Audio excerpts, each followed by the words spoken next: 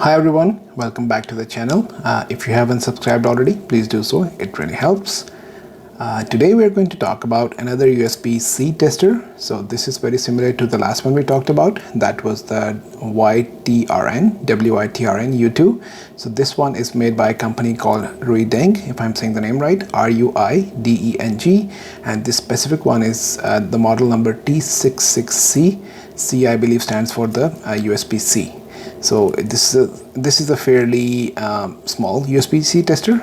It has a bunch of the same functionality that we had on the last one, but this, as you can see, is specific to USB-C. We have USB-C in and out, and we have one auxiliary power port that you can use to upgrade the firmware. This one does have Bluetooth built in, and you can also use this port just like the last one. You can also use this port to provide it power, so that whatever is being powered through the unit itself, you'll get more accurate readings, and you're not providing power to the device itself through the circuit here. So you can provide it independent power using this. So let's take a look at the buttons here. You can see it's labeled micro USB, so that's the power/HID port. Then we have two keys, K1 and K2, and because of these two keys, and because of the fact that the last one we looked at had 4 keys, the interface of this one is not as easy as the last one we used. And similar to the last one, we have a power delivery on and off key here as well. It functions exactly the same as the last one we looked at. Alright, so I'm just going to power it up using the micro USB port, so the HID port. Come on. Here we go. Actually, yeah, it does not have auto rotate, so you have to bear with me. Alright, you can see it's telling me right now that there's basically 0 voltage, and the reason for that is it's not connected to a power supply. It's just being powered up itself. You don't have anything plugged into the unit on the power input side. So I'm just going to use the keys to go through the different pages. This one tells you the D plus and D minus voltage, and the voltage in amperes, and the protocol that is picked up right now. Because it's not plugged into anything, there is no protocol being detected. This one is similar to the last one we looked at, the U2. So this also detects what kind of protocol the charger is capable of. We'll do that demo in a few moments. This one is the triggering page for the same protocols, similar to the last one we looked at, the U2. They're made by different companies, so that's why the interface looks a bit different. And here we have the settings page. So I'm just going to go through the individual settings, what you have available. So you see right now I'm changing the backlight delay, and you see it's going up in 1 second increments. So 0 means the backlight stays on permanently as long as it's powered. Let's look at the backlight level. You can increase or decrease the brightness. There we go. Let's bring it back to the maximum brightness.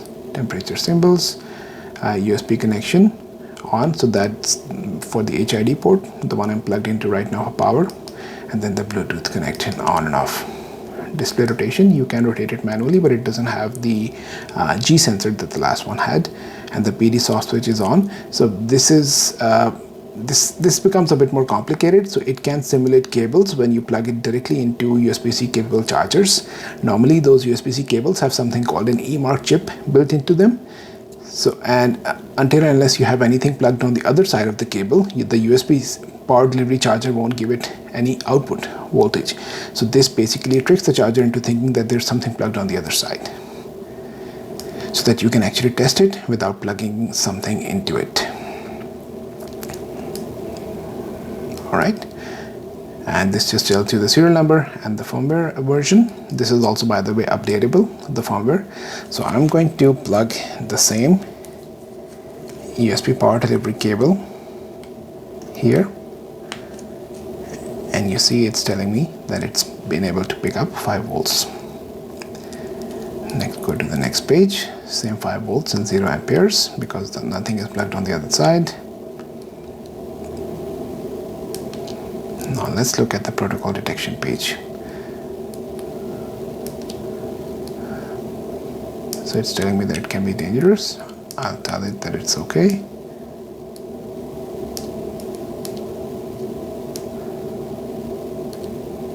So now it's testing for all the possible voltages and protocols what this charger is capable of. Anything that it thinks that the charger can do, that turns into green. Let's give it a few moments.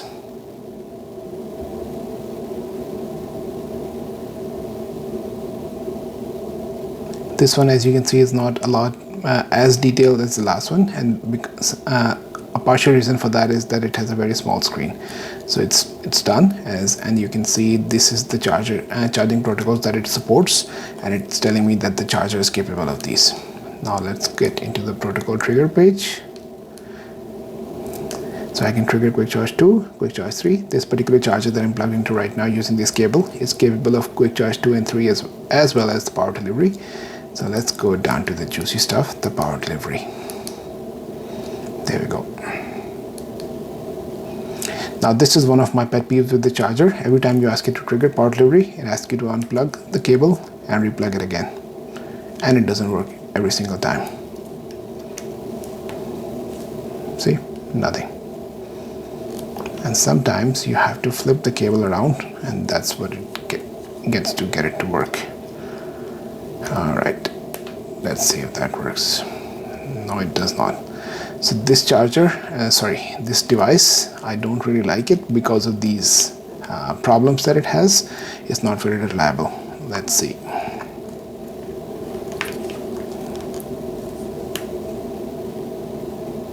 There we go. It wasn't really telling me which one of the cables it wants me to unplug and replug. That's why I don't like it. It's not very clear in the instructions it provides. Alright, let's give it power once more. I'm going to bring it a bit closer so you can actually see what I'm doing.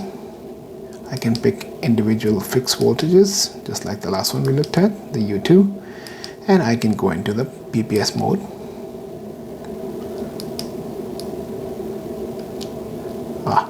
I kicked. The interface of this device is just horrible.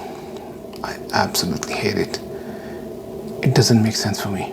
I know it's my problem. I can always spend time on learning it, but whenever I pick it up after months of not using it, I have to spend at least 5 minutes just getting myself to grips with how it used to work.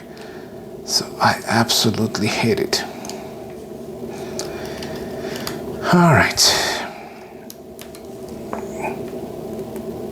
There we are.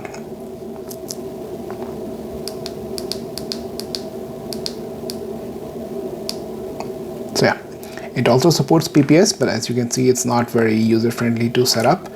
But yeah, that's what this device is capable of doing. I did buy one more after I got this one, but you'll see that that one has the interface that's leagues better than this one. So in the next video, we're going to talk about what I replaced this one with. So now it's just another junk in my drawer, basically.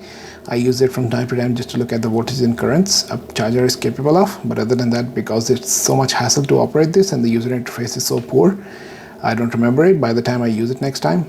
So I don't use it as much. So I'll see you in the next video. Take care. Bye.